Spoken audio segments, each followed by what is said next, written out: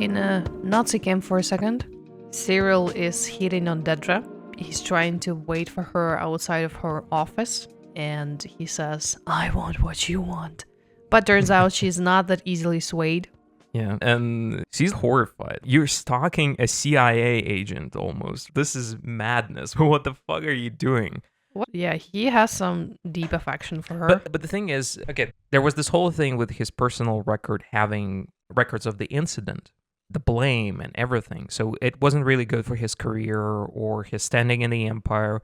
And apparently after the last interview that they had at ISB with Syril, they cleaned up his records off screen. And that's what... And he even got promotion. And he even, yes, exactly. And he even got the promotion. This made him essentially starstruck. I don't know, like he's in awe of this woman and this whole organization, and yeah. She's everything he wanted to be? In a way, yeah. We also find out that Val, who was in charge of the entire heist thing, is actually Mothma's sister, and they are quite rich. So basically they could have easily afforded to live a nice life, but chose not to, which I think is an interesting case of people born to a certain class, but choosing help others outside of it. Yeah. And I think this is something that a lot of detractors of, I don't know, leftist ideas, progressive ideas, get wrong about how leftists view class. Because class is like purely a material category, right? You're talking about your relation to means of production, essentially. And not necessarily personal wealth, although these are connected and oftentimes go hand in hand. But the fact that both Val and Mon were born rich doesn't necessarily mean that they hold the same consciousness as the class that they're part of. And so this is indeed really interesting. And also historically, there are numerous accounts of people, entrepreneurs, of wealthy people who chose to help a good cause. For sure. We also find out that Mothma has to cover 400,000 deficit on her accounts with a loan. Her friend and banker Taikoma suggests the only option, basically turning to a wealthy Shangri-La's thug. Shangri-La is the home planet of Mothma and Taikoma. And this wealthy thug is asking for a fee, which is not money, but basically marrying their children together. Mon has a really hard choice. Yeah, because she has to do this for the cause, right? She has to launder the money. But at the same time, I think it was implied that she was married to Perrin, to her husband, at a very young age, like 15 or 16, yeah, right? They had this traditional marriage. Yeah. We're going to talk about the traditional marriage aspect of it, I think, in the second season discussion. Yes. But yeah, this is messed up on all fronts for sure. And I love how the show puts her in this sort of moral dilemma, right? What all of these people have to sacrifice. Val, for example, has to sacrifice her relationship with Cinta, one other person from the group. They do have feelings for each other, but like Cinta chooses to be strictly 100% on the cause. Val has feelings for her, and she gets some response, but it's very little. And it's interesting how at some point Cinta says the cause is everything and we just get the scraps, essentially. And then during conversation between Val and Mon, Val repeats the same thing to Mon. Yeah, but she's just basically cosplaying this to be cool with Mothma. Yeah, but Val is trying to persuade herself at the same time as Mon. So it's like self-pep talk in a way? Exactly. Yeah. So she's trying to be... She's cosplaying Cinta in this moment. And we also get to see 1 month later of Cassian's life in prison. And turns out he's already been preparing some way out. And he and his small rebel group are waiting for a new man to be unmoored to the premises, because this is the easiest way to get out. And one point stood out to me. We talked in Arc 1 about Cassian's curiosity as being number one factor in how he gets into situations he gets to in a good and a bad way. But I think number 2, and this is a very important trait, that Cassian knows how to make friends. despite irritating other people on many fronts, he also knows how to connect with them, doesn't matter where he ends up being. Unlike many other thieves and people with shady background, he is actually capable of genuine, authentic connection. One of the inmates in Andor's team has a stroke and dies, and Doctor, who's Harry Potter's dad, spills the beans about an incident on another floor of this prison where basically the entire floor was fried because an inmate who was supposed to be out was let into the very same group he was just released from. And to cover up for this mistake, they decided to kill everybody. I think the way this prison works very much relies on the hope of the prisoners that they're going to be out one day, right? They're going to end their shifts and they're going to be out, and this is going to be past them. This is what sort of keeps them in line, along with the electrocuted floors and the security and the intimidating voice, etc., etc. And the fact that not only wasn't he out, he was in with the same people that are like, what the hell? So if they find out that they have nothing to lose apart from their chains, then it's over for the system, right? And they do specify that they have not that many guards in there and not that many security apart from electrocuting floors. You mentioned that Andor is curious, and I think he's also attentive, right? When he wants to, yes. When he wants to, I feel like he's attentive to the surroundings more than the specifically characteristics of people. Yeah, he's attentive. He notices stuff a lot. We saw this in the Aldani arc when he was very attentive about the tattoos and the way they had to be positioned during marching and stuff like that. And here's like, okay, yeah, there are not a lot of guards. The floors are electrocuted, but not the other parts of the building. So it's like, how can it help me? Was that a mistake with the person being let into the same group as they were let out from? Or was it the whole plan from the beginning? So was it the original idea of the prison that nobody gets out, they just being regrouped into some other place?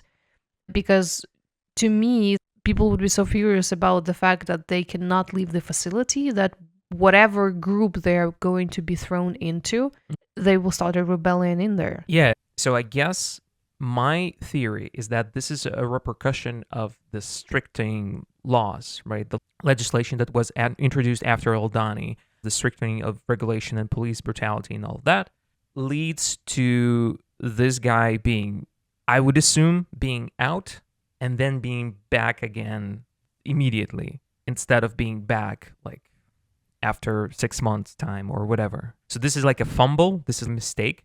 And when the doctor says there's not going to be a light in the end of the tunnel, what does he mean? Does he mean that they're going to be all killed, or does he mean that they're going to be reshuffled back into the system immediately? But when they do, even when they do this immediately, doesn't it mean that Andy Serkis is going to go back at the end after his last shift and be like, hey, I just was on my last shift. What the fuck?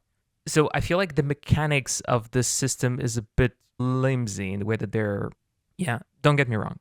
Real concentration camps during World War II, they just killed people right away and it just brought new people. They weren't concerned with how, reshuffling folks is going to be bad for morale or whatever. They did not care very much. So I feel like the fact that they could make them a little bit more brutal in the mechanics of operation, that would be better for the story of it. Sure. But luckily for our characters, they still managed to get out of the prison using this opportunity. And I believe they're also letting out other prisoners as well. And they have to cross. It seems like a huge sea, yeah. So Andor and his cellmate, Melshi, make it out alive.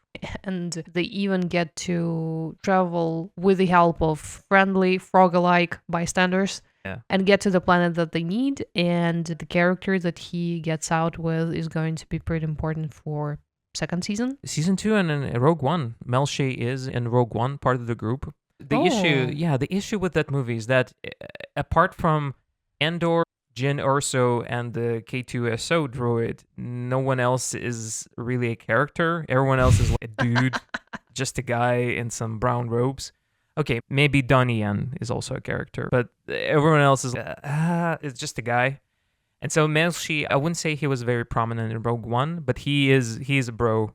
He's definitely a bro in this and later on in season 2 as well. And there was this, the whole speech that Andy Serkis made while they were escaping because they overpowered the guards. Some folks are killed during the prison riot. They apprehend the guards. They go to the control panel. They're like, shut it all down because it's all powered by hydro dam or hydroelectric kind of system. And yeah, Andy then says this whole speech. It's a really powerful moment for a lot of folks. I saw a lot of people responding to this very positively.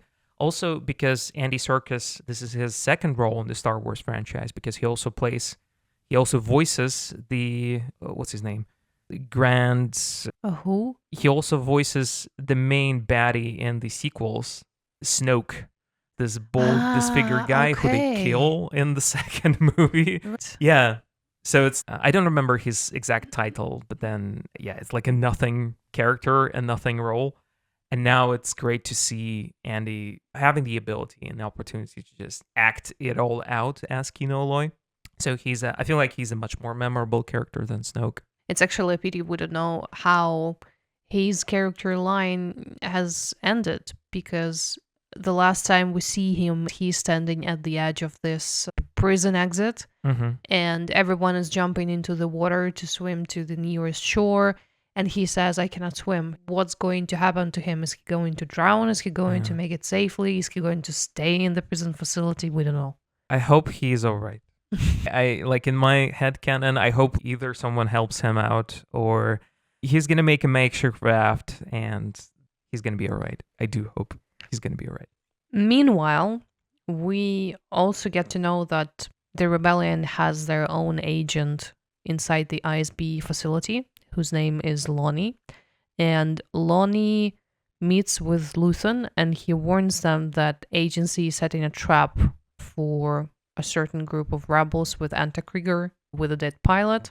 We also see that Luthan is ready to sacrifice 50 people not to get away that he knows this information. It's 50 and 30 in different scenes. They either intentionally or unintentionally mix it up, because later on with the conversation with Saw Gerrera, he says there's 30 people. Yeah, again, amazing scene, one of the most memorable scenes in season 1, actually. A lot of people share quotes from this Stellan Skarsgård's performance. Yeah, because this is a conversation in which we understand that Luthan does not care about the extent of sacrifices of other people. For him, it's never enough.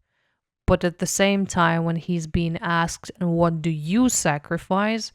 He's saying, but I'm condemned to use the tools of my enemy to defeat them. And these are this is not the part of the quote, but these are very unethical tools.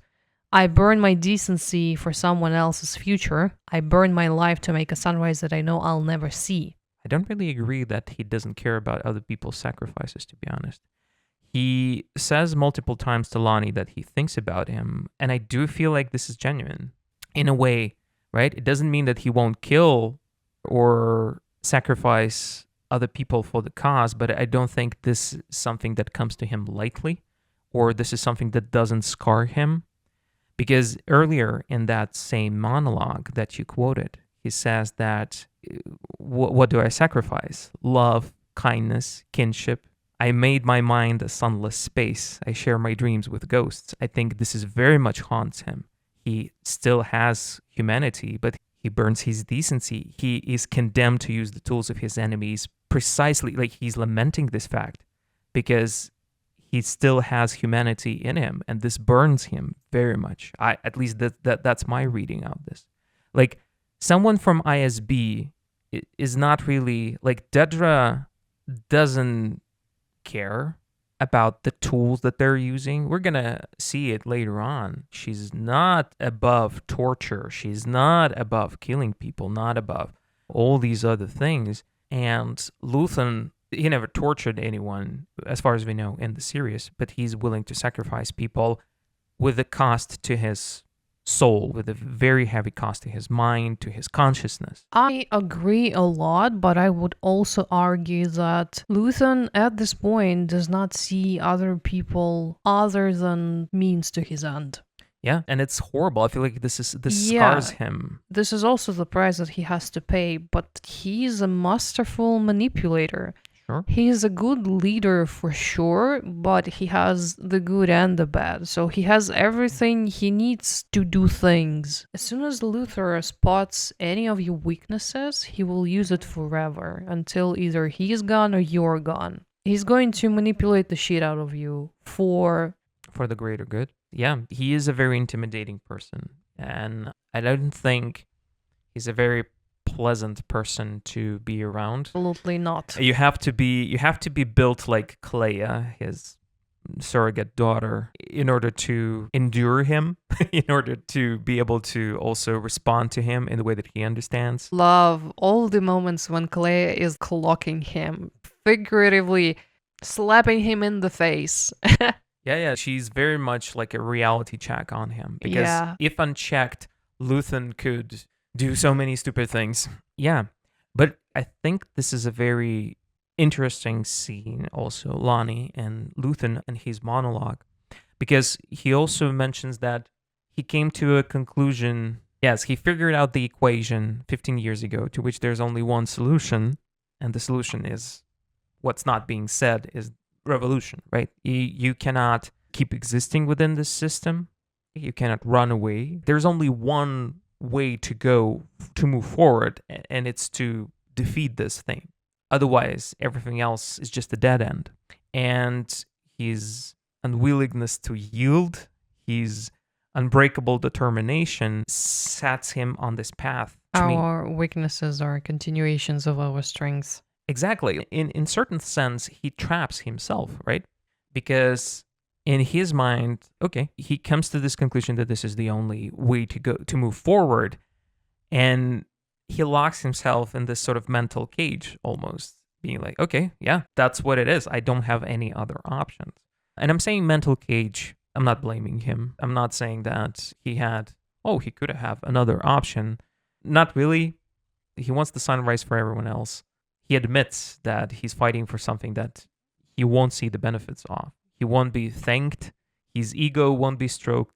Yes, but at the same time, he's asking from people for sacrifices that they are not willing to make. And he gets it in a way through blackmailing, threatening, and other sorts of manipulation. Condemned to use the tools of his enemy. Yeah. But just so we're back on this plot point that is being revealed, is that ISB sets up a trap for Anto Krieger, for this group that Luthan asked Saw Gerrera to support. And now, since Luthan knows this information, he flies to warn Saw Gerrera that this is a trap. Don't go. I guess we can talk about this scene, right? Because they're connected here. So Luthan comes back to Saw's camp, and Saw Gerrera changed his mind. Oh, wow. Oh, wow, yeah. He's in the good mood today. I'm going to help this Anto Krieger. I'm willing to go. I'm willing to support. And Luthan is like, don't go. This is a trap. And Saw is, wait, but how do you know about this?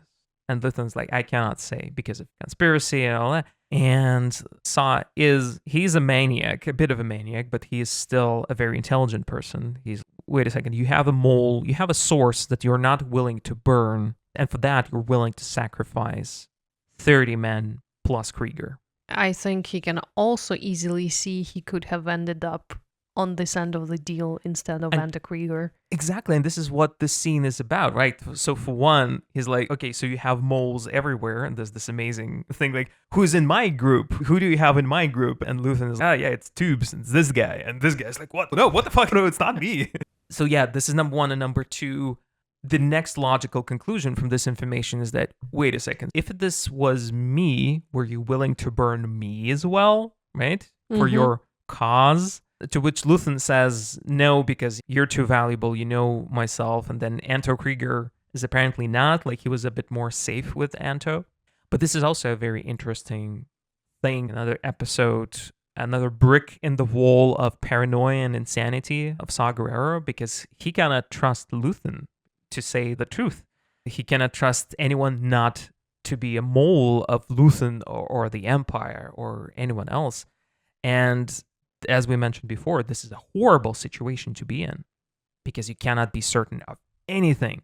And this is what a lot of revolutionaries throughout history experienced time and again. So this is the level of huge discomfort, a level of tension and danger that people find themselves in. Whether it's bourgeois revolution in France, or if it's an October Revolution, or if it's a Cuban Revolution, right?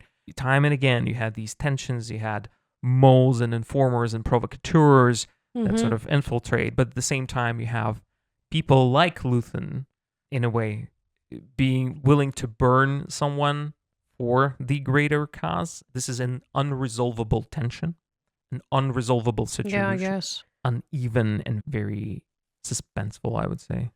I think there is this expectation, especially in the mass culture, that revolution, also known as the force of good, has to be morally superior and has to, again, have the white gloves to do dirty things, which is literally impossible. It's when you see two guys fighting on the street and fighting hard with their fists and everything. How do you tell one of those guys, oh no, now you're hitting too hard. You just need to stay away and readjust your means of attack. It's not going to happen. When you're in a fight, you need to fight. Yeah, it is what it is. And also, I feel like this is what distinguishes Andor as a piece of art from a lot of other games and shows and books and movies that deal with topics of resisting oppression and a revolution. This what also distinguishes Andor from the classic Star Wars movies in a way, right? Because they're pretty straightforward. You have Luke Skywalker, Leia, and Han is a bit morally ambiguous because he's a mercenary, but other than that, they're on a smooth-ish linear path. There are difficulties, there are sacrifices, there are huge events, but still, it's pretty straightforward. They don't have to deal with moles. They don't have to deal with provocateurs or spies. Do they even ever get tempted? That's the thing. Like, Vader tempts Luke, tries to bring him over to the dark side. He fails. But that's all the matter of the Force, right? I don't think there was ever... Okay, I think if we take the whole classic trilogy, there you have Empire Strikes Back. There's the whole Lando situation, because Lando brings Vader into Bespin and he sells out Han. This is how Han ends up in the Carbonite. But do they have situations where there's a really hard choice to make? I cannot remember from the top of my head. Yeah, I think the closest one in the Empire, but even in the Empire, it's the difficult situation for Luke specifically. He's training with Yoda. And he has a choice. He finds out that his friends are in danger on Bespin. And Yoda is like, hey, you got to finish your training, because if you're going to be emotional about this and jump in your X-Wing and fly to them right now, this will be worse than if you finish your training and do something later. Luke disregards this, jumps into the X-Wing, goes to them. They have this whole thing, I'm your father, blah, blah, blah. Ultimately... Yeah, that didn't end well. Yeah, but also the choice wasn't that materialistic. The amount of moral choices that I have to do in Andor is tremendously large. So speaking of hard choices, we also see the closing of the arc for season 1 for Mothma, and Mothma still has this huge deficit in her account, right? And she's afraid that Imperial auditors are going to find out that she's been laundering or like funneling money into back in the rebellion. And she makes a really hard decision to pin this money deficit on her husband as if he lost it to gambling. And we can see from the setting that it's not true, and husband is very offended by this allegation. Actually, it's interesting because the first time I watched this scene when they're in their car and she knows that their driver works for the Empire. Yeah, works for the ISB. And so she knows that he'll listen on them and he will relay this information to the Empire, most likely. But also, I feel like in the way that her husband denied this wasn't very convincing. he might have been gambling. This might have been partially true, but she sets it up in a way that, yeah, she tries to explain it that this is all on him. I think their relationship are very reserved in a way. So to me, the way he acted was just more of a high context refusal, I would say. So he doesn't strike me as a person who would go emotional with his spouse. No, he gets a little bit emotional, but he wasn't really convincing, to me at least. Maybe it's because it's just his general chill personality. I don't know.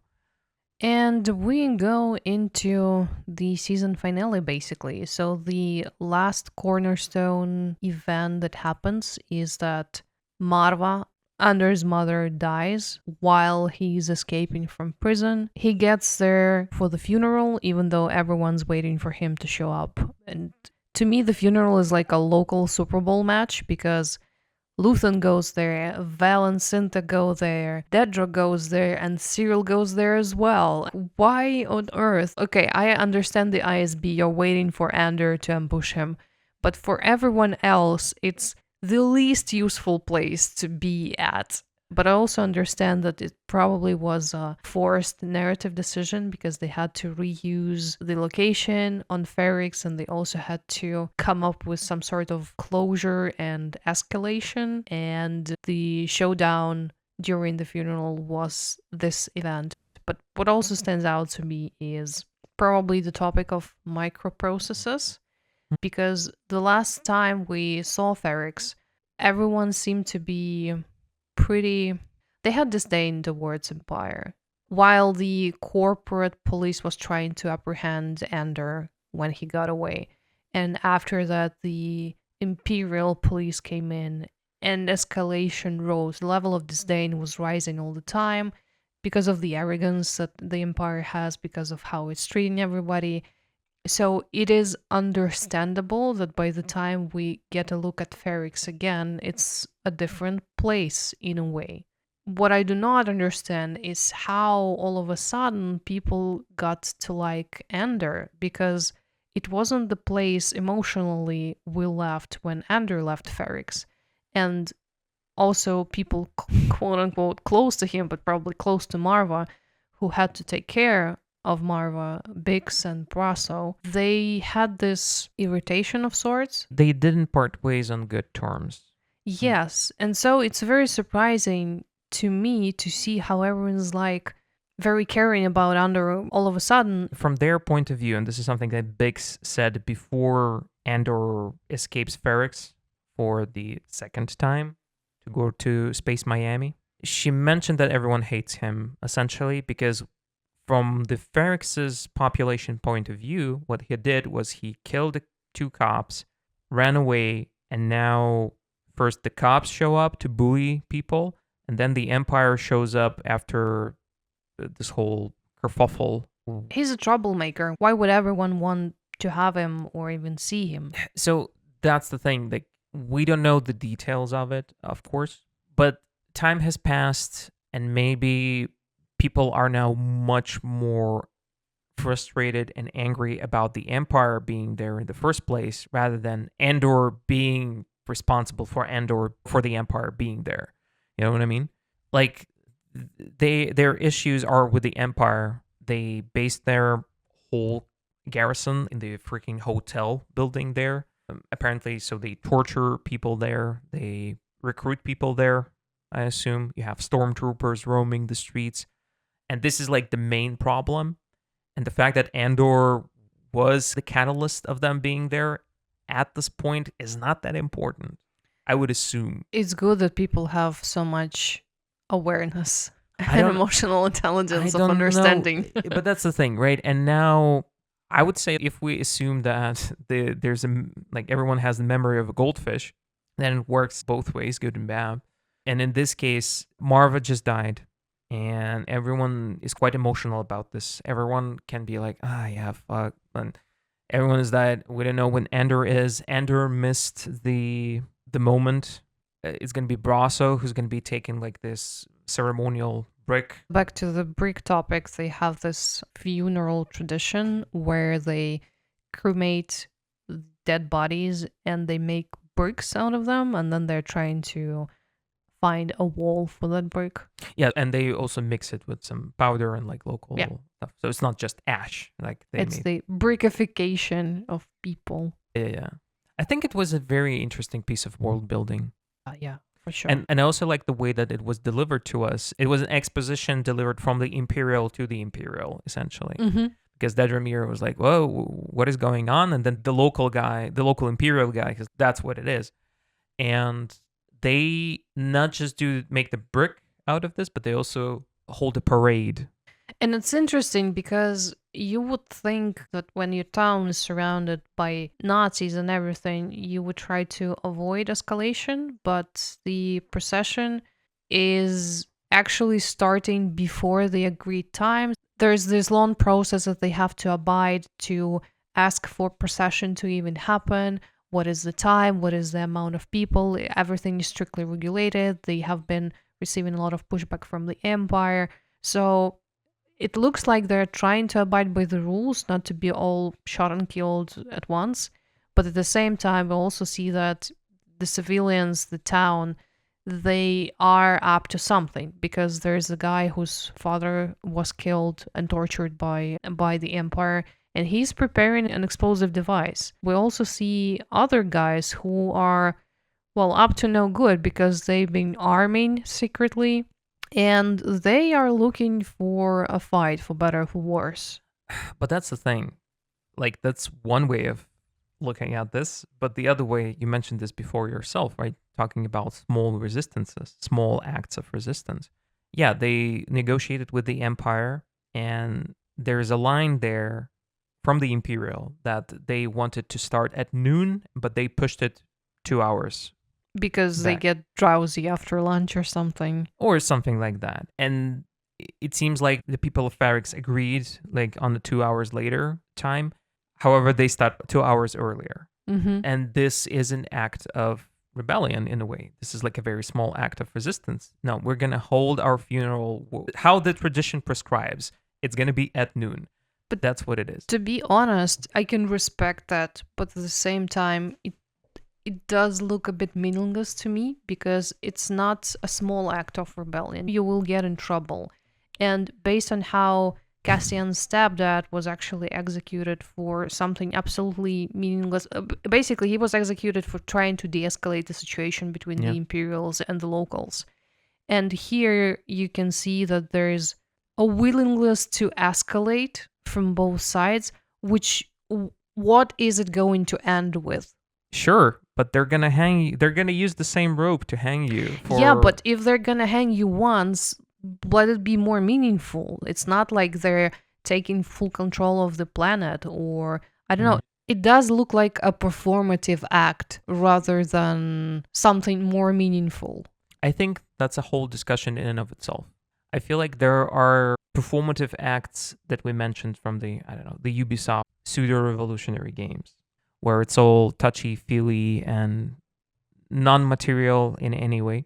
But there are also acts of at least performed unity. There is community in this. People are coming together, at least for something. A lot of these people, they're dissatisfied with what's going on, but they might not even understand the whole situation. They might not know the whole ins and outs of what's going on and why exactly they're dissatisfied. And this is just one of the ways that they're saying, you know what? No, we're going to make it the way that we want, because who the fuck are you to tell us that it's going to be 2 p.m. and then what? What then? But that's the thing. The escalation is going to be inevitable in a way. And then what? And then it's going to be then. That's the thing. Some of these guys are armed. Of course, there's going to be casualties. Yeah, there's going to be casualties. But I think there's a piece of dialogue from the second season, right? We're going to talk about Gorman in more detail, but like one of the characters says to Cassian, so what do you expect? And Cassian warns them against a very performative act, a very aimless act of rebellion. The other character is, yeah, but what do you propose? Just lie down and belly up and do nothing? And yeah, I don't actually think that going 2 hours earlier on the funeral procession actually should be considered an escalation, to be honest. That's the thing. It is for sure an escalation. Absolutely, and everyone sees it that way. Empire doesn't have the right to dictate it. Rights mean nothing unless you have power. Sure, and that's why they bring guns and explosive devices. Like, that's the thing. Sure, it's not a huge big deal, but it's definitely important. It seems to be important for the people of Ferrix that, no, guys, this is how we do things. It might be irrational.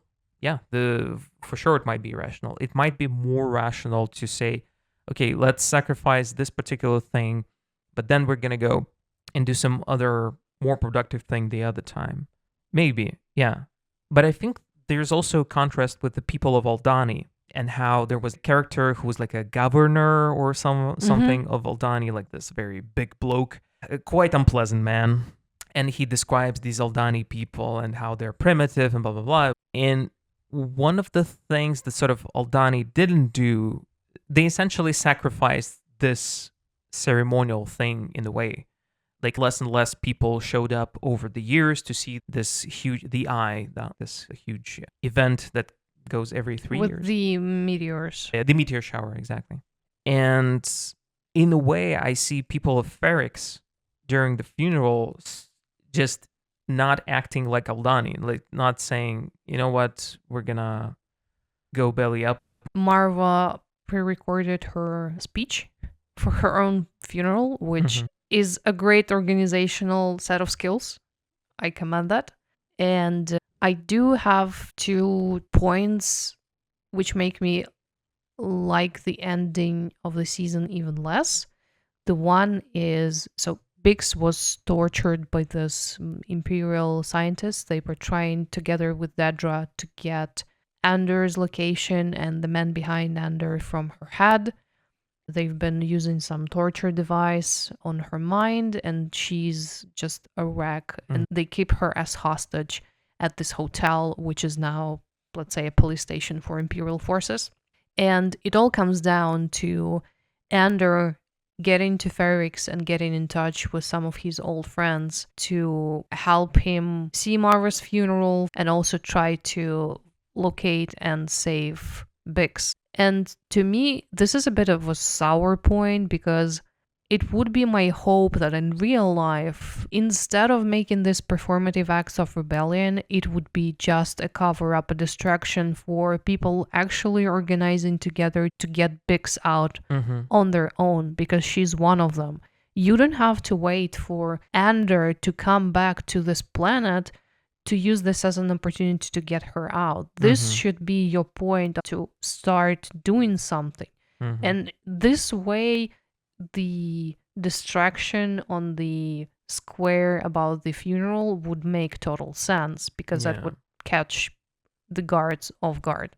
And the second part that I have some issues with is Marva's speech. And it's interesting because you have a very different perspective on that. But Marva is basically saying that she's tired, but she now wants to make some difference and she wants to contribute to the rebellion movement. But it does seem a bit strange to me because what we know from her life is that she was never into rebellion. She was never into plotting or misbehavior or anything. She was an elderly woman. Like, probably she was supporting some good rebellion deeds in heart. She was happy about it, but we see absolutely nothing that would talk about the importance of that. And maybe partially it's not even important what she says because the situation around this funeral is so heated that she would be, I don't know, quoting some jokes from the late newspaper and people would still radicalize because the pressure from the Empire is going to make you either a rebel hero or a complete cunt. You get to choose. This is where I don't completely agree with you because I feel like Marva was very much, she had a rebel streak in her throughout the entire life because she was an outlaw earlier on. The first scene we met her and Clem, her husband, was when they were trying to steal from the downed Republic ship. This is where they meet Andor.